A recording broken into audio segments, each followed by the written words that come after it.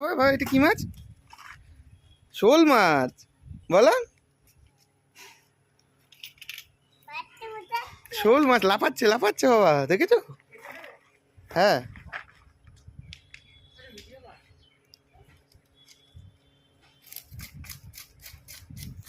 চিংড়ি।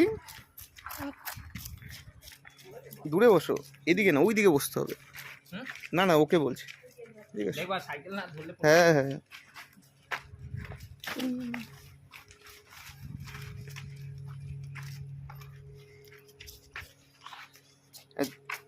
এখন বাজারে চাষের শোলে ভরে গেছে, বুঝলা?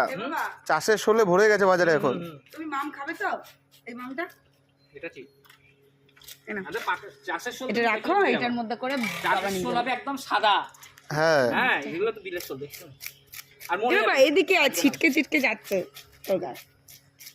চাষের শোল দেখলে বুঝতে পারবে।